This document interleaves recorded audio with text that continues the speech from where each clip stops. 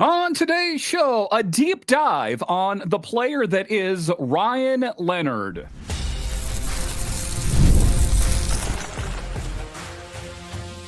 Your Locked On Capitals, your daily podcast on the Washington Capitals, part of the Locked On Podcast Network. Your team every day. Well, hello and welcome into this edition of Locked On Capitals, part of the Locked On Podcast Network, your team every day. My name is Dan Holmi. I've covered the Capitals for the past 4 seasons for Locked On and various other outlets before that. I'm also the host of the weekly show called The Capitals Minutecast, available wherever you find your podcasts. And as always, I want to thank you for making this your first listen of the day. Today's episode is brought to you by our friends at Game Time. Download the Game Time app, create an account, and use code LOCKEDONNHL for $20 off your first purchase.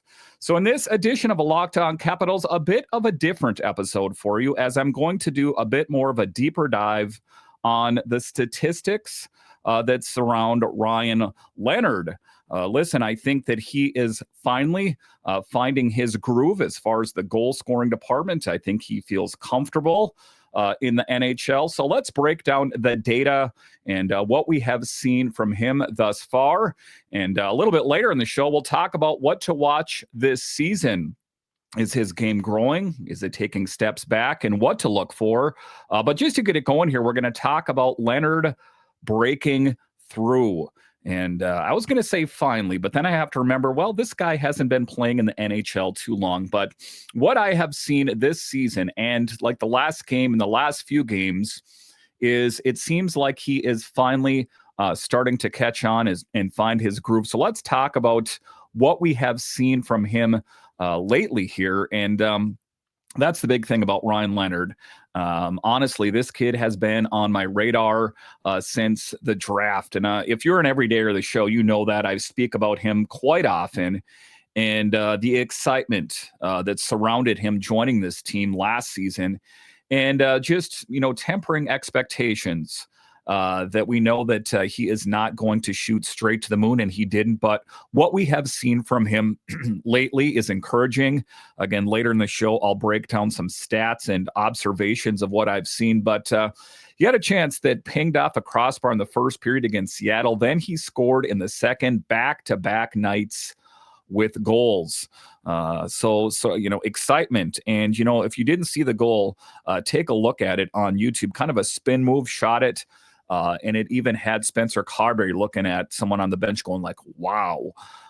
So his shot is lethal, and it's only going to get better. I really believe it. And through 7 games, he's at 3 goals. He's only getting about 12 minutes a night, give or take. But his goals per 60 at 5-on-5 is way up there. And what stands out to me is the way he's playing with more confidence. And, that's not something that's easily quantifiable. That's not something that you're going to see on any hockey data website like Hockey Reference or anything like that. But confidence is something that is important. And I think for him, a guy that is used to, knocking it out of the park at the college level, on the international level, and then to struggle a little bit in the NHL has been hard for him. So that confidence that he's got from these goals scored is huge. And he's not just waiting for plays to come to him anymore. He's going to the net. He's engaging on the wall. And I think to him as well, it feels like he finally belongs. And Coach Spencer Carberry has said he's seeing improvement in the little things: puck decisions, wall play, and coverage reads. And trying to find chemistry with his line mates as well. And that's the stuff that doesn't always show up on the stat sheet, right? And the one thing that I want to say for sure, and in kind of my bucket list, my wish list, is I would like to see him get in a game on the first line, playing with Alex Ovechkin, playing with Dylan Strom, an extended look, not like a shift here or there. I'm talking about a game. And I know that it's, maybe not the right time to do that kind of thing, that, Beauvillier up there is playing pretty well. But if they ever want to just try something to see how it looks, I would be most curious to see how great Ryan Leonard plays on the first line with the great players that are Dylan Strom and Alex Ovechkin. And I'll talk about what that could mean later in the show. But this is a young player in his first real stretch of NHL minutes. Carberry said it's a marathon, not a sprint, and to limit expectations. So my take is expect production, but also expect bumps. One of the things that Spencer Carberry talked about is he's going to have to learn how to fail from time to time. That this isn't the NCAA. This isn't college. This isn't juniors. This isn't anything like that. That you're going to have to take your lumps from time to time. And I think that he's learning how to do that. And I want to stress, for a club like the Capitals, that's hard to rely on a veteran scoring for so long. Adding a young guy who can chip in goals and drive play is huge. That this team does have a decent amount of veterans, but it is also a team that's in transition. And the big transition, of course, is what happens after this season. Does Alex Ovechkin stay or go? I think that there'll be a bit of a vacuum in his absence. I think that you'll start to see more changes and a real great opportunity for a guy like Ryan Leonard to truly take off. So I'll be watching if Ryan Leonard, this confidence and the coaching staff keep feeding him the right minutes to develop without burning him out. Big takeaways here, promising signs, patience is still required. And, part of it is, for me, is I think that he is only going to go, as far as his line mates will take him. Yeah, do you know what I'm saying? So if he's playing on the third line and saying it's sort of playing on that line, or, Milano with him, or whatever the case might be, Hendricks, LaPierre, I guess it depends on what the long-term answer is for him. Does he stay on the wing or does he go back to center? That I think that, it is a challenge for Ryan Leonard as well, is that, he's playing with NHL talent, but at varying levels. You take a look at Sorda, for example, a guy that, I think could definitely be the answer at the center position. And it's that kind of thing. So I think that Ryan Leonard has done well, playing primarily on the third line, playing primarily, with Hendricks, LaPierre to start the season. I know that's changed the last couple games here. But big picture, that is going to be some of the things that will determine how far he can go. But the thing of it is that if he continues to do what we have seen from him in the last couple games, you got to think that Spencer Carberry is going to look at that like he's knocking at the door. Give me some more minutes. Give me some more opportunities so I can prove myself. I think that as far as Spencer is concerned, I think that it's encouraging what we have seen from Ryan Leonard, but I think that he wants to see that in more than just a small sample size. That there's a lot of different players, young and old players, that can play really good in stretches. But can they sustain that? And that's kind of been the bugaboo for different Capitals players as well. Hendricks, LaPierre, Connor McMichael before. So I think that Ryan Leonard and what we have seen from him is encouraging. But like I said, I think it's important to temper expectations and I guess just be pleasantly surprised. I guess if he continues to keep knocking it out of the park.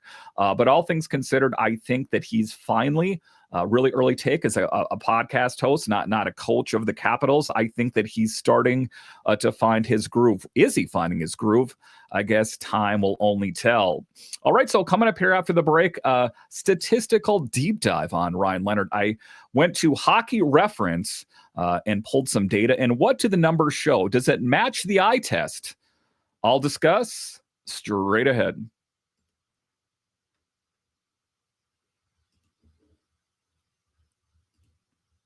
Let's be real here. Making excuses doesn't solve anything. We've all heard them before. It's just stress, I'm tired, or it happens to everyone sometimes. But when it comes to performance, sometimes your body just needs a little extra support. And that's where Rougiette comes in. Rougiette.com offers fast-acting, doctor-prescribed treatments for ED designed to help you stop making excuses and start making moves. If prescribed, your treatment ships directly straight to your door. The process is fast, simple, and private, and it's handled by real doctors. It's about confidence, connection, and getting back to the moments that matter. So start living your best life. And you can do that with Rougiette.com. So visit RUGIET.com/LockedOnNHL to get 15% off your first order. That's RUGIET.com/LockedOnNHL. And don't forget Locked On NHL so they know we sent you. Rougiette, stop making excuses and start making moves. The NFL season is here, and FanDuel has an offer that you do not want to miss. Right now, new customers can bet just $5 and get $300 in bonus bets if you win. That's right, pick a bet, put down $5, and if it hits, you'll unlock $300 in bonus bets to use across the app. I love how FanDuel gives me so many ways to play. I've built parlays, tried player props, and even followed the live lines during the game. So on any given Sunday or Monday or Thursday, you have vested interest if the Commanders or, say, the Ravens are playing. But say you want interest in all of the games. Open up the FanDuel app, put down $5.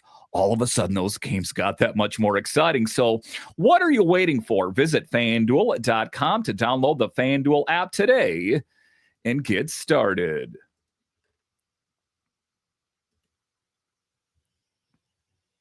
All right, welcome back into this edition of Locked On Capitals, part of the Locked On Podcast Network, your team every day. You can find me on Twitter. It's at DanCaps218. You can find the show on Twitter. It's at Locked On Caps. So a bit of a different Locked On Capitals. I know that there are fans of the normal podcast, which is kind of a broad brush on the state of the Capitals, but I figured that there is not a game to talk about.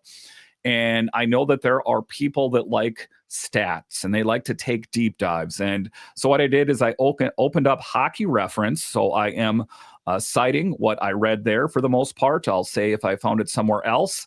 And I'll tell you about what the numbers show and my take on it. So it's going to be a little bit slower. I want to break it down piece by piece here. And let me know your thoughts on Twitter, on YouTube, or if you are one of the Locked On Capitals insiders. Do you like player breakdowns as far as stats are concerned? That is what we're going to do on Ryan Leonard here next year. And so, you take a look at what we have seen from him and where it all started. Boston College, Leonard was electric.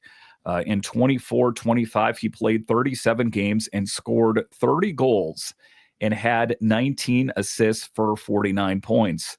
That was why us as Capitals fans thought we need to see this guy on the big team soon. And what kind of numbers did he put up and what kind of accomplishments? He led the country in goals in the NCAA.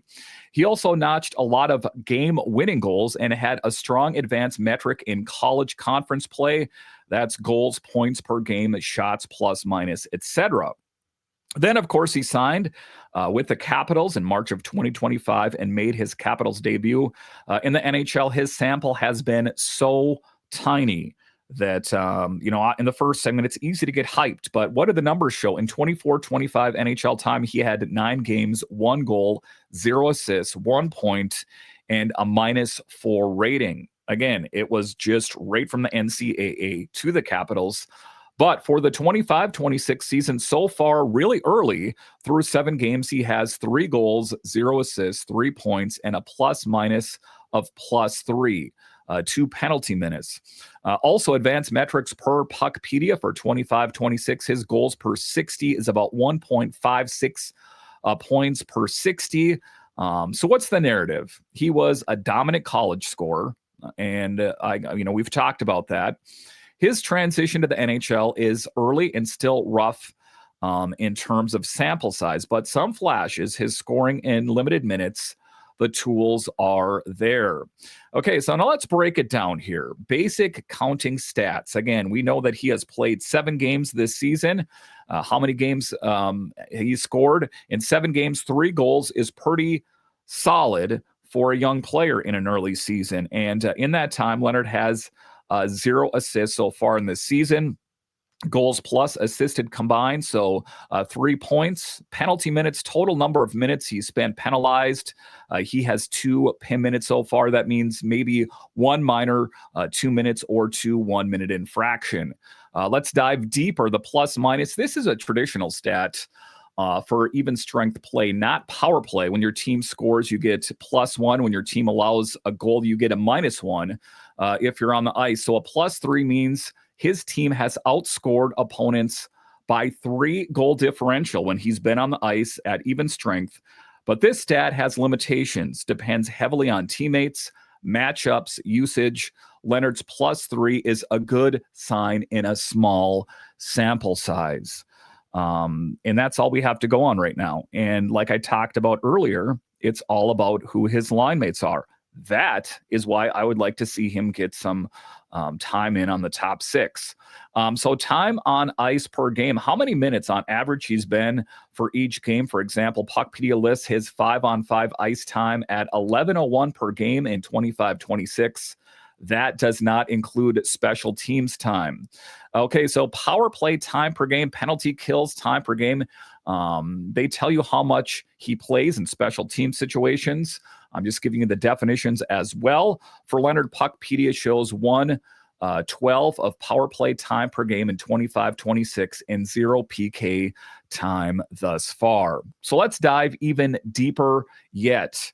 That is why I'm giving the definitions, because if you look at a site like Puckpedia or Hockey Reference, sometimes it's just abbreviation. So G60 stands for goals per 60. If Leonard played a full 60 minutes on ice, how many goals would he score at the current rate? Puckpedia gives 1.56 goals per 60. So per full hour on ice, that is his scoring rate. Points per 60 minutes, similar. How many points per 60 minutes? He's shown 1.56 points per 60, meaning if you are on the ice for 60 minutes, he'd produce about 1.56 points. Looking at that, what does that mean in comparison? That's high, but again, sample size caveat. Corsi for percentage, it is a possession metric. Often his team has shot attempts for versus shot attempts against when he's on ice. A higher number suggests good possession. Puckpedia shows 51% for Leonard in 25-26. That suggests slight edge possession when he's on the ice. That is a good thing for him. Relative Corsi for percentage, how much better or worse the team is in possession when he's on ice versus when he's off. Leonard's relative Corsi for percentage is minus 8.3, meaning the team does, 8.3, meaning the team does 8.3 points better possession-wise when he's off the ice, or conversely, the team is worse possession-wise when he's playing compared to when his teammates bench baseline. That is a red flag or something to watch, because it suggests that although he's holding his own, the team is less control when he's on. Again, that all circles back to his line mates. Goals for percentage when he's on the ice. What proportion of goals are for his team? Puckpedia shows goals for percentage 100 in 25-26, but that can heavily be skewed by sample size and empty net goals, meaning the few goals allowed while he's on the ice were 0 so far. So everything was on his side. Expected goals for percent, expected goals share based on shot quality, danger expected goals model. What share of expected goals or plus against are his teams? Leonard is 59%. That suggests that even after adjusting for shot quality, his team is generating more expected goals than giving up when he's on the ice. That is encouraging. Relative expected goal share, similar to relative Corsi for, but with expected goals, Leonard's relative goals for percentage is -2.2, meaning the team is 2.2 percentage points worse in expected goals share with him on the ice versus off. So again, suggests some drop compared to his teammates' baseline. Next, we'll talk about penalty differential, the difference between penalties drawn versus taken when he's on the ice, or sometimes related. For Leonard in 25-26, penalty differential 2 means he's taken more penalties than he's drawn in net by 2. Not huge, but something to monitor. So what does this all mean? Big picture, it means that line mates are a big part of that. And that is the big thing. Like I said, I would like to see him get some different looks. And I know you take a look at it, you got Beauvillier, you got Wilson. Is he going to supplant one of them? I guess I would say I am fine, putting Ryan Leonard on the first line over Beauvillier for sure. And see what it does. He definitely has the potential, I think, to be an elite goal scorer. We just don't know why or totally why or if. Like I said, because in this segment here, I went over the statistics, I went over the definitions, I broke down what those statistics mean. But the caveat, like I said, is it's very limited. What we have seen from him so far, if I'm going to generalize the stats that I read in this segment, is they're encouraging. Certain things to watch and monitor as well. But big picture, he's young in the league. And if I'm going to paint those stats with a broad brush, he is showing signs of improvement. And I think, like I said, if he could get put on a different line, I think that you would see a lot of those stats even jump more. All right, so coming up here after the break, we'll talk about what to watch in this Ryan Leonard edition of Locked On Capitals, a deep dive on Ryan Leonard and what he means for this team. What to watch? Is he showing improvement? Is he taking steps back? I'll break it all down straight ahead.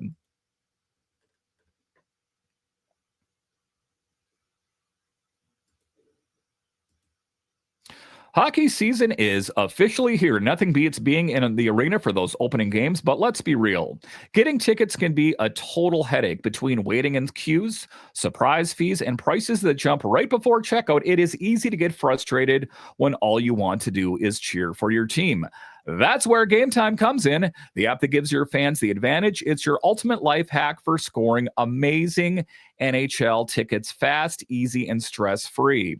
I love that you see what you pay for, no hidden fees at checkout. Plus, I could see exactly my view and what it looked like before I bought the tickets with their in-app seat view feature. And I am going to see the Capitals play in St. Paul in December. You better believe I am going to be using Game Time, and I tell you what, you should be too. And why? Take the guesswork out of buying NHL tickets with Game Time. Download the Game Time app, create an account, and use code LOCKEDONNHL for $20 off your first purchase. Terms apply. Again, that's code LOCKEDONNHL for $20 off. Swipe, tap, ticket, go.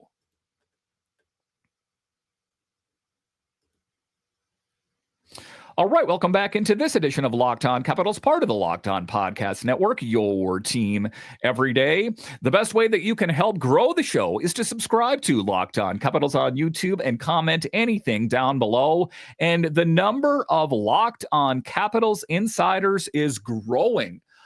Be one of the Locked On Capitals insiders. You will get texts by yours truly about all the news that surrounds the Capitalists, and Twitter, X, and all these apps are outdated. You need a bunch of different apps to get all the information that surrounds the Capitals. How about I make it really easy? How about I text the latest news surrounding the Capitals directly to your phone? What's better? How about you text me back?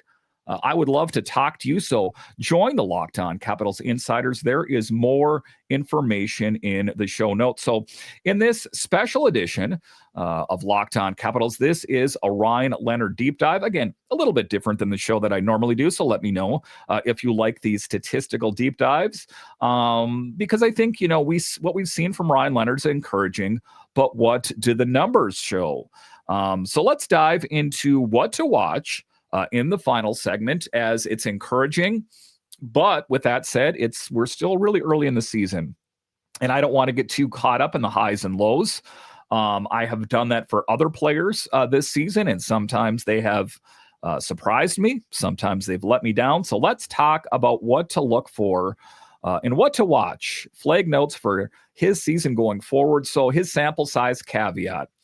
That's the big thing here. 7 games is nothing in a complete NHL season. All these advanced metrics and rates are precarious until he plays more minutes. So what I've talked to you about so far, in the previous segment, I talked about how he popped off the page at Boston College. I talked about that it was a slow build last season in a very small sample size. But this season, and a very small sample size, it has been encouraging. And usage matters. Is he getting favorable zone starts, soft minutes, playing with strong line mates? Those influence everything, plus minus possession metrics, all of those things. And I don't think we'll fully realize what kind of player he is, to circle back to that, until he's playing with better line mates. I'm not saying he's playing with horrible line mates, but I would much prefer to see Ryan Leonard at least in a game or two or three playing on the top line, or at least in the top six. So let's talk about his relative metrics. His Corsi for, his goals for are negative. And what does that suggest? That suggests that relative to his teammates, the team is slightly worse when he's on the ice in those possessions and expected goal domains. That's a hint that he may be getting sheltered or masking behind teammates. And again, this all lines in this episode draw to his line mates. Spencer Carberry, anybody in the Capitals, are you listening? I think that, the big thing is they want it to be a slow build for him. I don't think that you want to take a guy that was picked in the first round and just put him right in there. We have seen that with the different players around the NHL. But as far as Leonard is concerned, at some point, I don't think that Spencer Carberry is going to be able to resist the urge of seeing what he can do with some truly elite talent. So scoring rate versus consistency, his goals per 60 and points per 60 are strong. That's encouraging. The big question is, if he can sustain, that's promising, but sustaining requires growth and play without the puck, defense, and consistency. And that's one of the things that's always said is, how well do you play with the puck? How well do you play without the puck? And even though you're a forward, how do you handle yourself defensively? And what we have seen from him so far is he's a solid player, as is. But, he still has room to grow. He's still not a fully cooked NHLer yet, in my opinion. So special teams right now, he's getting some PP time, no PK time. If he can gain trust, getting PK minutes or more PP is the next step. Let's see what he does in a bigger role, right? I think that would be encouraging. Health, adaptation, and confidence. He's a young player. Adjustment to pace, physicality, consistency over an entire NHL season are big challenges. And that's the thing there, is can he overcome him being new in the league, I guess is what I'm trying to say. But big picture, I think that what we have seen from him so far is encouraging. And again, that is the big thing. We won't fully realize who he is until he plays with some greater talent. But all things considered, playing, primarily on the third line, I think that he has done a good job. And, kind of a tip of the hat to him is that he has done it sometimes with less than stellar line mates. And I think that that's a good way, for him to truly show what he has in the tank. Is, I think that a lot of different NHLers can probably knock it out of the park playing top line minutes with Strom and Ovechkin, maybe the second line, with Dubois in there if he's healthy, and Connor McMichael and Tom Wilson, or whoever happens to be on the right wing. But how do you do in the biggest troubled spot for the Capitals? And I think that it is showing signs of improvement. Again, we saw sort of, which I'll talk about in a later episode. He's sort of a big deal, if you know what I mean. And it's still kind of a turnstile. They don't know what direction they want to go in on the left wing. We have seen all different things come and go in this lineup already. We have seen Ethan Frank into the lineup, out of the lineup, Sonny Milano in and out. That, the big thing for me is the third line is something that I want to see taken care of. And at the end of the day, can Ryan Leonard be a big part of the success? If he's playing with if he's playing with Hendrix LaPierre, whatever the case is, then I think that will even speak more about what Ryan Leonard can do than if he did play on the top line. Now, don't get me wrong. I'm not backtracking. I still would like to see him get top 6 minutes. However, I think that, if you can play very well on a line that's less than stellar, I think that will be the true litmus test, the measuring stick of what kind of player Ryan Leonard is. Listen, I want to thank you for joining me on this special Ryan Leonard edition of Locked On Capitals. Again, a deep dive into the analytics and statistics that surround Ryan Leonard in the early season. I sure hope you appreciate it. And I want to thank all of you that listen on the audio side and watch this on YouTube. You are ultimately what makes this show successful. And now that the NHL season is going, for your second listen, check out the all-new Locked On NHL Game Night. Every game, every night, until a Stanley Cup champion is crowned. Get local analysis on a national scale. Find NHL Game Night on Locked On NHL on YouTube or wherever you listen to podcasts. All right, once again, I want to thank you for joining me on this edition of Locked On Capitals, part of the Locked On Podcast Network. It is your team every day. My name is Dan Holmi, and I'll talk to you again next time.